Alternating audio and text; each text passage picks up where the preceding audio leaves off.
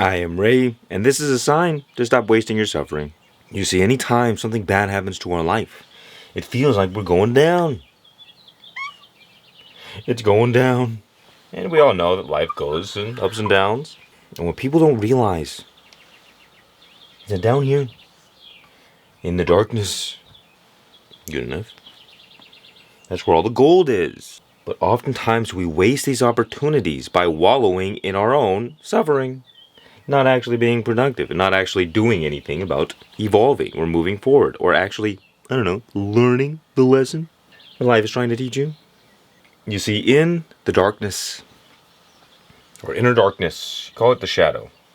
In the shadow lays dormant or latent potential. All the aspects of ourselves, of what we could be, they're lost, hidden in our shadow. So we have to go into our own minds and rescue those lost parts and actualize that potential. So you might think about it like life puts demands on you, puts pressure on you, and says, hey, do this or do that.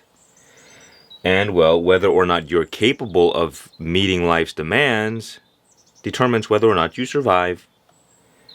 So basically what death is you're facing a situation in your life that you're not powerful enough to overcome. But the way I look at it is like that situation specifically, it's not a problem.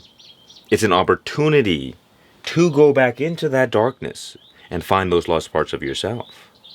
And well, you wouldn't find those lost parts of yourself if you hadn't found yourself in the darkness.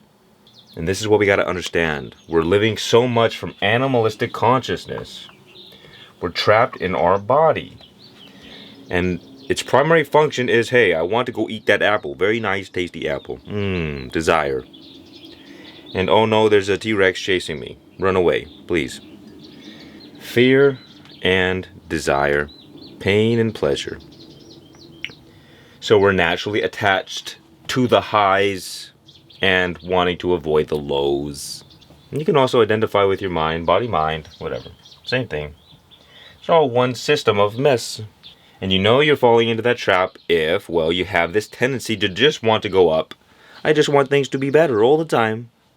Good all the time. No bad. And then when things, maybe you sabotage yourself, maybe you go engage in some addiction, or just something bad happens. Makes you feel bad, lowers your state of consciousness. But once you incorporate the right attitude, the right perspective, these downtimes, instead of becoming these big sources of suffering, they become big sources of learning and growth. So it's going to save you years of misery with one little shift. And you see what will happen. You'll notice these contraction and expansion phases in your life. But first you got to listen to your energy. Step 1, listen to your energy. Because your energy is telling you, go up or go down. And there's nothing you can do about that. Your energy is your energy. It's just there. You don't necessarily get to choose.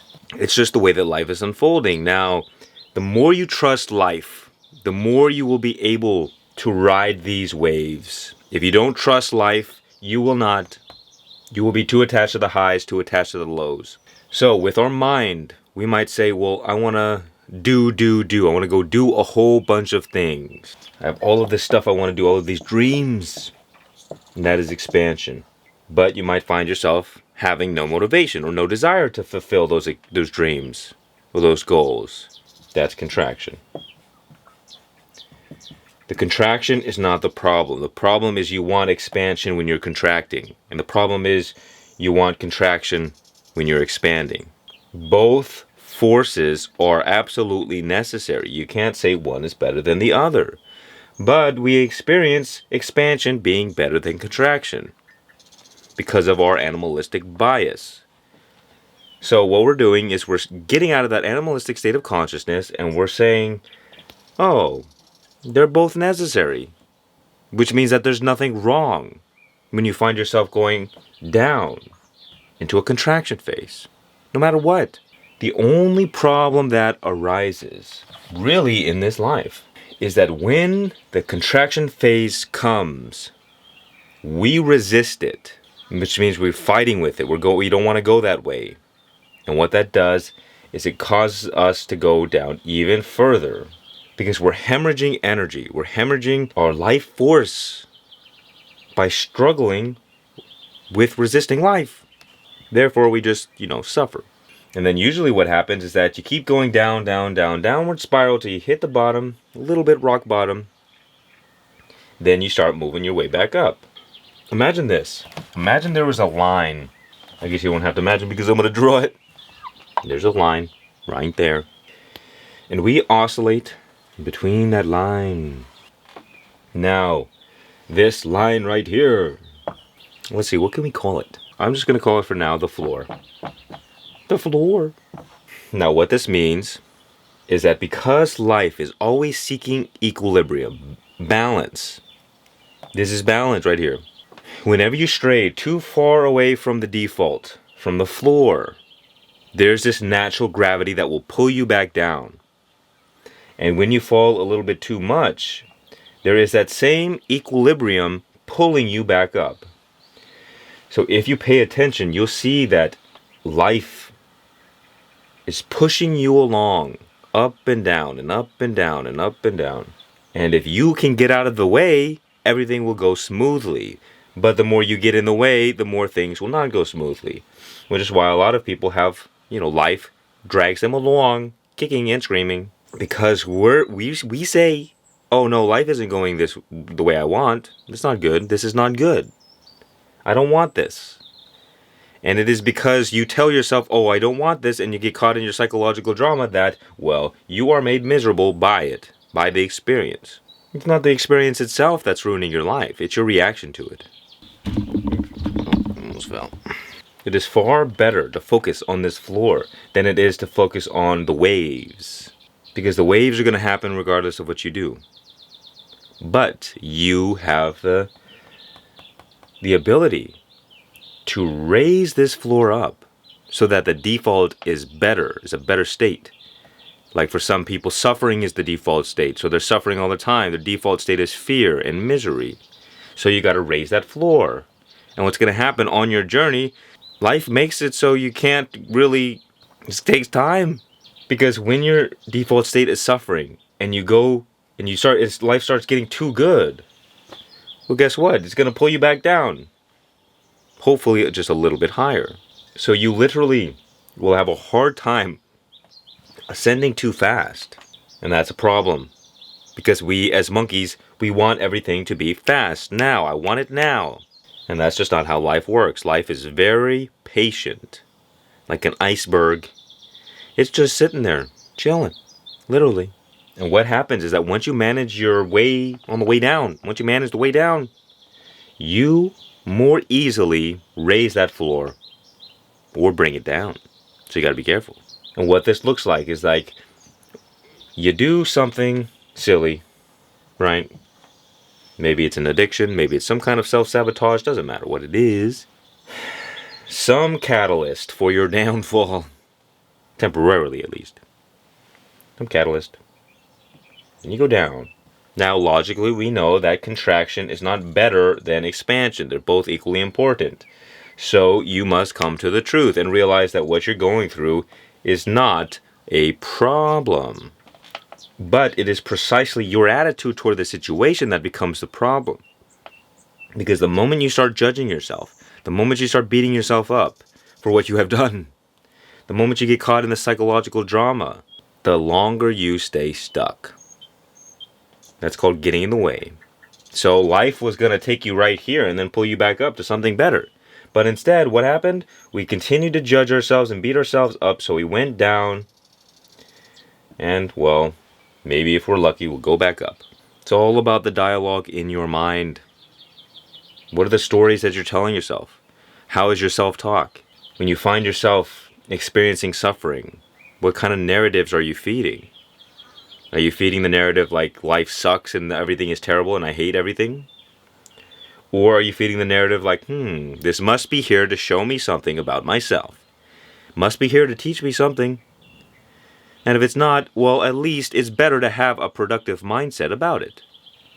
Whereas if you just beat yourself up, you're just wallowing in suffering, nothing good is happening. And you're missing this great opportunity.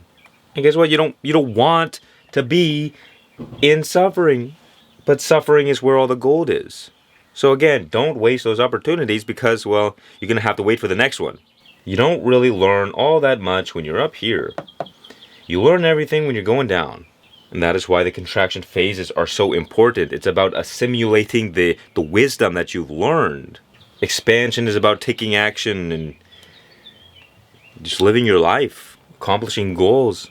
And contraction is about rest and relaxation and dying to yourself. And you'll see these difficulties arise on your journey, like you'll have a strong identity about something. In the expansion phase, like, this is who I am. This is me. Wonderful. Except that life is eventually going to say, well, no, that's not you. You have to let go of that now. You have to die to yourself. You have to die to this identity that you believe you are. Because if you hold on to that identity, it's going to get ripped away from you. I promise. Because Buddhism 101, life is changing. And we suffer because of our attachments, our desires, and aversions.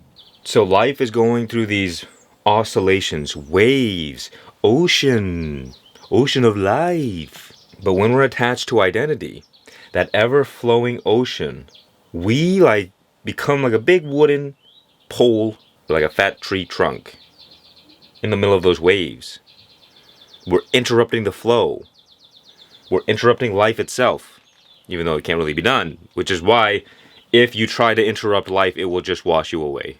Meaning, it doesn't matter how much you want to be this kind of person. If life is telling you, no, that person is dead, there's only surrender. That's the only option. Otherwise, you're going to be stuck in the past while life is ripping you from the past into the future. And suffering is created in that experience. Because what you really want is leaving you. It's like the scariest thing, to be on your deathbed and really not want to die. But it's all about acceptance. Acceptance of the expansion, acceptance of the contraction, learning how to trust life and realize that there is no problem. It's only our little monkey judgments that create the problem. And this goes for everything in our life.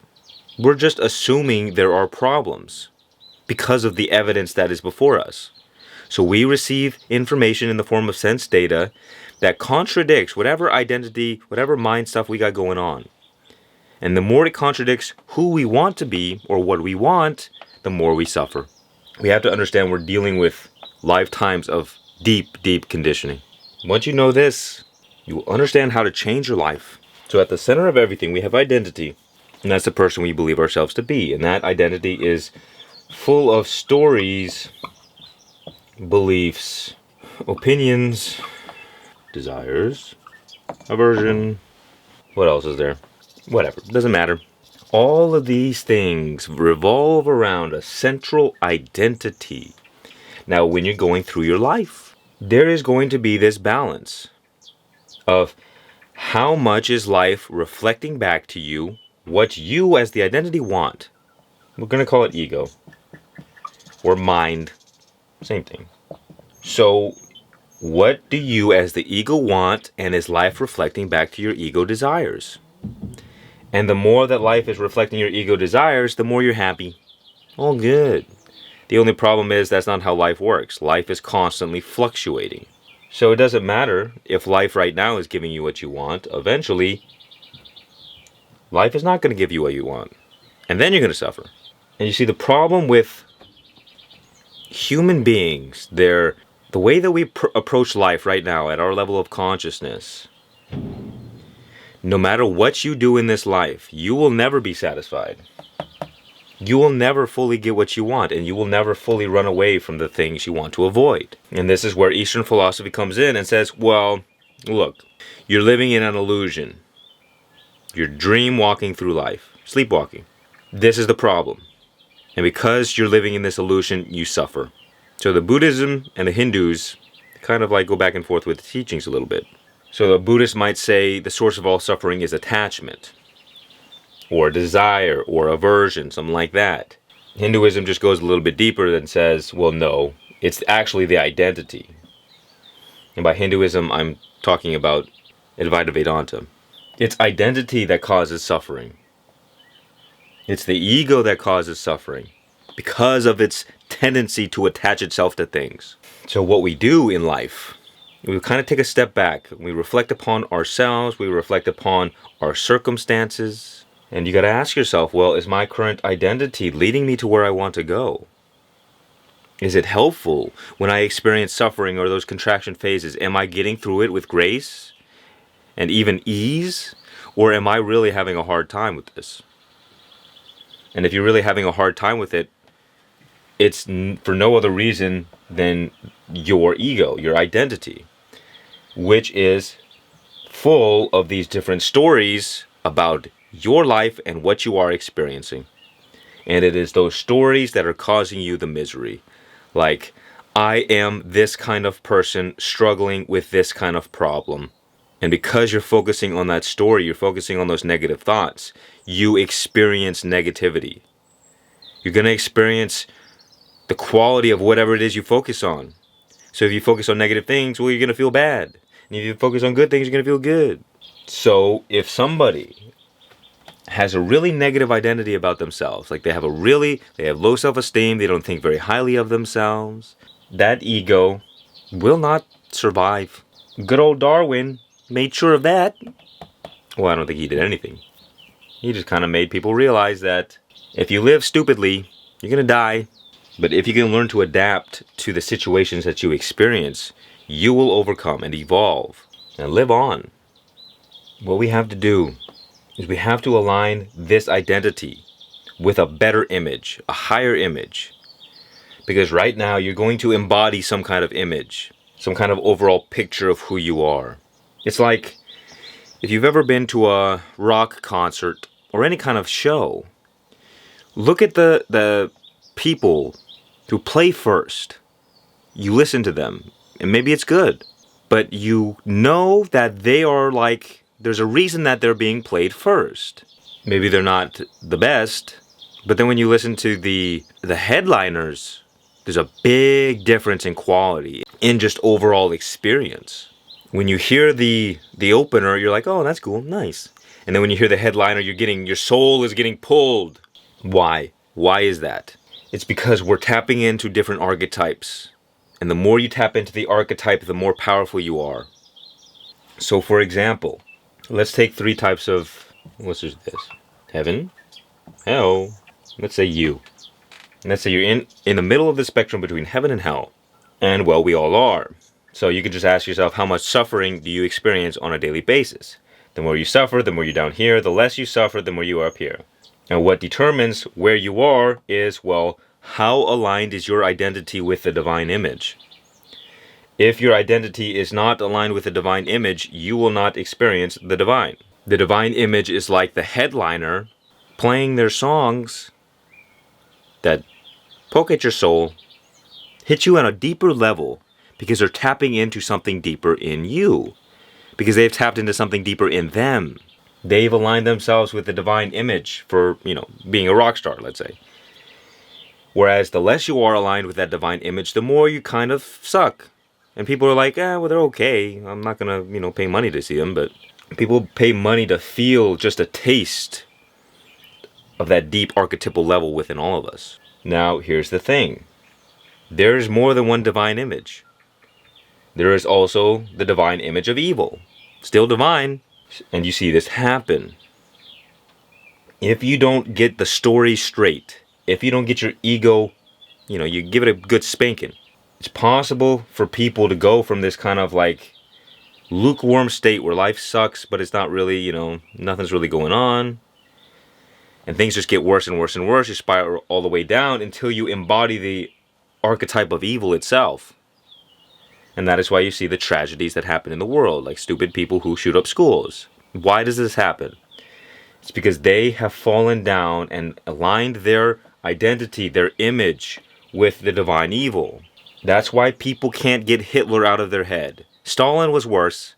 The Chinese guy was worse. Nobody knows about, the Italian man. Poor fatty. Everyone remembers Hitler. Why? because he was the archetype of evil.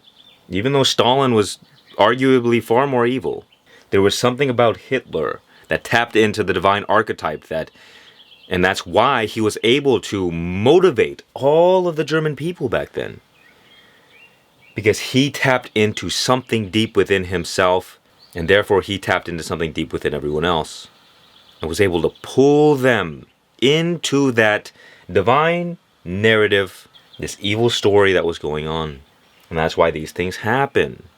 We allow our identity, we allow the stories in our mind to consume us. And you see, the point of religion, for the most part, is to get you to align your life with the divine image and away from the evil image. Now, because I know what the divine image looks like, I can help you just, little guide, little map of these ideals that we can strive for. I mean, it's kind of my job to delineate this divine image. I don't know if delineate was the right word, maybe. What I mean is, it's my job to tell you what the divine image is so that you can begin to follow it. So when you go through times of suffering, difficult things, there is certainly a divine way to go about it. And there's certainly a very negative way to go about it, an average way to go about it. And whatever image you embody will determine your fate. So this is what has worked for me. And you don't have to believe me, you just want to be open to these questions, open to certain possibilities. So these will not be in any particular order, all important. Acceptance. You either got two ways of being. You're either in acceptance or in resistance. And they're kind of opposites. Acceptance is like the first step into surrendering. But resistance is non-acceptance of reality as it is. Let's think about it this way. Life itself is the divine. Which it is. I know you probably got your own little religious beliefs going on. But life is God. They are one. And life can only be experienced in the present moment. So it's a very important map to realize. I didn't say map to believe. But here's the deal. When life isn't going the way you want it to, and you're really stuck in resistance, you're really stuck in that psychological drama, you're really pissed off, you're really frustrated, you're really irritated and annoyed, well, what is that? Why? What is going on? What is happening is that you, in that moment, are resisting life, and therefore you are becoming separate from life, separate from God, separate from the present moment. And it is in that separation that causes that feeling of misery and suffering. It's that feeling of separation that causes depression, that causes the shame, guilt, and the hatred and the resentment. That's why they talk about eternal life. That if you follow the right path, you will be led to eternal life, but if you follow the wrong path, eternal death for you. Hell. I've already been here. So I'm not talking about like my religious beliefs and my philosophy on the world. I'm showing you, this is the map that I have experienced, and this is what has happened. And you will see for yourself if it's true. That when life isn't going your way, you're really in non-acceptance. Well, what's going to happen? You suffer. You suffer. And then what happens? You immediately accept what is, and then the suffering stops. Wow. Why does the suffering stop? Because you are getting out of the way. It is through acceptance that you become one with the flow of life once again. And what is that story in our brain? The story that is divine. The divine story is that life is always taking care of you. That there is not one moment in your life that you are not being watched over and taken Karen. That doesn't make any sense. Who is Karen? Darn it, Karen, you have ruined my video for the last time. If you just are open to the idea that life is taking care of you, you will begin seeing evidence of it. And that's all you need. You just need some evidence to show you, to convince you what is true. Acceptance opens the door for that grace to enter into your life. So every time we find ourselves in a dark place or suffering or making a mistake or dealing with a problem, we have to entertain a new story than the automatic programming that we've been running off of. And that new story, maybe you want to change it a little bit. Find your own way of looking at things. But for me, all it is remembering the divine in that moment where you forgot. And this is just a journey of remembering and forgetting. You get pulled into the world and your problems and your suffering, your little ego nonsense. And in that moment, you begin to wake up because you become aware of the suffering that your resistance is causing you. And once you become aware of your suffering, you naturally say, well, I don't want to experience this anymore. So it becomes naturally a little bit easier to accept. Like, oh, acceptance is the pathway to be free from this suffering. Let me go that way. The suffering will motivate you for freedom. So in that moment, what I would do, in the dark times or whatever, difficult situation, I would just remember God. That if this is happening, it must be for the good reason. The good reason. And that is faith. The only thing is, you only need faith in the beginning. Eventually, you just understand the way that God works. So it's not faith anymore. You have faith that God is always taking care of you because you haven't found evidence of it. But then once you find evidence of it, you don't need faith or belief. It's just, oh, that's how God works. And a lot of people say, well, God works in mysterious ways. It's just like, no, the human being is just extra. It's just doing the most. God's not that difficult to figure out. It's just humans are just caught in their own little nonsense. Once you get out of the way, everything that God does is makes a little bit more sense. But we can't do that if we're so caught up in our own psychological drama. The next thing you may have guessed is love. You must love yourself, no matter what you do. You must love yourself, especially when you make a mistake. Especially when you create problems for yourself. Especially when the ugly parts that you've been trying to repress for so long come up and make a mess of everything.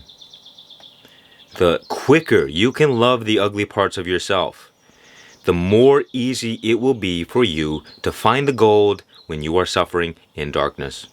Because love is expansive. It's free. It's growing. But when you're unloving towards yourself, that is the contraction, the death energy. And when we fall into imbalance, the death energy consumes us and we die. And love prevents that from ever happening. Because you cannot accidentally kill yourself if you are constantly focusing on loving yourself more. But people accidentally kill themselves all the time. So you want to learn how to gently guide yourself through the difficult times of life. You got to get rid of these burdens you place upon yourself. You got to get rid of the psychological drama. Because you can have some very bad things happen to you. And you can be okay. You can be fine. But if you're caught making a lot of burdens for yourself by getting stuck in these stories, not fine, not good. In the present moment, there are no problems. There is peace. But the more we're separated from the present moment, the less we have peace. It is love that connects us to the divine. It is acceptance that paves the way. It is through surrender and humility that we merge back with the Creator. Well, surrender is literally the act of letting go of resistance, of stop trying to swim upstream. Just go with the flow, go with life. It's like if you're swimming up a river, there is the river and then there's you trying to swim up. But if you let go and you surrender, there is only the river. You merge back with oneness. There is no longer any separation. And the more you align yourself with oneness, with God, with life, with the present moment, the more the boons of the gods, or you could just say of God, these boons will come and be made manifest in your life. And what are the boons? Well, I don't have much room. One boon is wisdom. One boon is love. Another one is joy. Another one is peace. Another one is abundance. Another one is grace. All the good things of life start entering into your life, slowly but surely. And the negative things of your life begin falling away because you no longer resonate with those things. You no longer resonate with those things because you begin telling yourself a new story. Now, there's going to be some energetic momentum. Like if you've been ruminating on your negative thoughts for years, you can't expect to just overnight be a Buddhist monk and have everlasting peace. because those thoughts have momentum, they naturally are going to pull you into it. Like a bad habit, you're just getting pulled into your negative thoughts. So you got to break that habit first. And that can be slow sometimes. So you got to break the habit of resisting life. You got to break the habit of these unhelpful stories. You got to break the habit of your negative self-talk and being unloving towards yourself. I like to say, those who surrender to the fire do not get burned. And the fire is the suffering of life. If you surrender during these times, grace will burn off all that needs to be burned off so that the deeper, more true aspect of what you are is able to come forth. And that's what we don't understand. If only you knew the suffering that you went through was not designed to destroy you or beat you up or bully you. It was designed to return you back to this life. Because it's the most important thing in the world. And if God looks at your life, your karma, and says you have to suffer your whole life and you will die never experiencing true love, peace, and joy fully. But at the end of it all, after you die, all of that suffering will burn away that which has kept you from that life. So even if in life you suffered miserably, it doesn't matter, because what is a moment of suffering compared to an eternity of love? So life will destroy you, not because it doesn't like you or it's against you. It's because you're holding on to this ignorance. And that ignorance must be destroyed. So you're just destroyed like collateral damage. Sorry. Like here I am holding on to all of my ignorance, all of these beliefs, all of these stories. And eventually the light of truth is going to come along and say, "Begone ignorance, begone darkness." And the more I'm attached to that ignorance, the more I'm going to suffer when the light of truth arises. So it's not that life is against us, it's that we are actually against life sometimes. Like most people, they don't want to just give up everything and just be present and just enjoy life and just enjoy this moment. They need mental stimulation, and I get it. But eventually you wake up and realize, I don't just want to be stimulated. I want to be connected to life. I want to feel alive. I want to feel like my life has purpose and meaning. I want to feel love and peace and joy and abundance. All the good stuff. Here's another one. Patience. It has been said that love is patience. You got to be patient with yourself on this journey. You can't be going on about how you should be further along than you are and that you're so behind and that it's just all, these are all negative thoughts that don't mean anything. But if you give them meaning and you begin entertaining this story, they're going to have a lot of meaning for you. They're going to create a lot of suffering in your life. Because the only reason you suffer is because of your mind. You're focusing on negative stories. You're focusing on negative problems. You're not focusing on all the good already present in your life. Life is already here. Life is everywhere. Which means that we really have no true separation from wisdom, love, joy, and peace. But that's not what happens in real life. There are plenty of people who have no wisdom, or love, peace, or joy. Why is this? God is always here with you, regardless of what you believe or what you think. It's just how aware are you of God's presence in your life? That's all it is. Even the atheists, like God is there, right there watching the atheist. Oh, go ahead, go, keep going. Yay! Cheering him along. Meanwhile, the atheist is like, well, God doesn't exist. Not realizing that God and life are synonymous. Life doesn't exist. There is no life. So yeah, the end of atheism in 10 seconds. The more you're aware of God's presence in your life, the more you will experience wisdom, love, joy, and peace. And the less you are aware, the less you will experience those things. And in order to experience these things, we have to be aligned with the divine image. And we just keep growing closer to that image.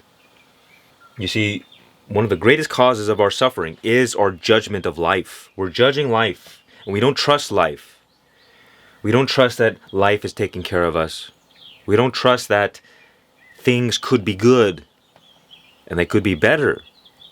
And it is because we have faith and trust in all that is wrong, we believe it into existence. And then we justify our assumptions. We say, well, no, this is reality. This is the real world. This is what is happening here. But, this is not for everyone. This is for the people who want true liberation in this lifetime. They don't want to just go about doing their life stuff. Nothing wrong with living your life. It's the point. But don't live your life as a beggar. Live your life as a king or a queen. Because, well, who lives the better life? The beggars are the ones who are disconnected from life. Therefore, their whole life is polluted with desire. I need this. I need that. I want this. Let me try really hard to get this. Then you get it. Temporary satisfaction. Need more. Need more. That's why it's a beggar. They never stop begging. And they're trying to fill an eternal void within them that cannot be filled by anything but God. And eventually, it is their karma, and it is the karma for all beings to eventually realize that you can't find lasting satisfaction in the temporary world. You can only find lasting satisfaction in the eternal. Everyone will return to God eventually, even the evil people. So there's nothing to worry about. It's just how much do you suffer in the meantime. It's just your own unique journey. Because the truth is eternal. Ignorance is just relative. So the light of truth will always dissolve the darkness of ignorance over time, no matter what. The story has already been written. We're just characters, in the pages. So you want to learn how to accept life, accept yourself especially the ugly parts. You learn to love yourself and say, well, it doesn't matter what happens. I love you no matter what.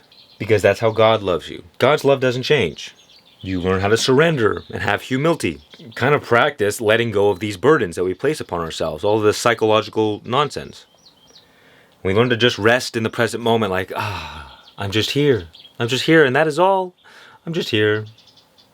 And that is enough. And you'll find that that is enough. Because life is the source of everything that you've ever desired. We just didn't know that we desired it. Everyone's got a God-shaped hole inside of them, which they try to fill with temporary pleasures. So you learn how to just be, just relax in the present moment, just to be here now and nothing else. Because it is those stories that we begin adding onto the layer of peace, love, and joy that is always present. So the default state is wisdom, love, peace, joy, and abundance. That's the default state. It's already all been freely given to you. No cost. Wow. It's freely given. But there are more layers, like identity. So instead of witnessing the wisdom, love, joy, and peace, we're so caught up in the identity. The stories in our mind about life and the way that things are happening and the way that things are unfolding. It's funny, Carl Jung had this one idea that religion was created so that people wouldn't have to experience God. It was a protection. And that is what you see. People who are highly religious, they have a strong identity about being religious. Surrounding that identity is all of these stories, all of these beliefs, all of these opinions about what is right and what is not right. So we sacrifice God for our silly little moral beliefs. We make idols out of our religion, out of our holy books. We worship those things instead of the truth. That is what people don't realize. Those who are most aligned with God and the divine image, they speak less. Now, I'm a spiritual teacher. I have to talk about these things. Give me a break. But the more you find people arguing about religion and what is right and what is wrong and these stupid little beliefs and opinions, the more you have strayed from the path, the more you have chosen the stories, the thoughts, the fantasies, the illusions over the truth. And people are doing that all the time. All the time. And that's a scary thing. Because religious people and most people think they're doing the right things. The point is, you're going to have to make this decision over and over again. There's going to be the lower path and there's going to be the higher path. And you're going to have parts of yourself that want to go down the lower path. But you got to start feeding the parts of yourself that want to go on the higher path.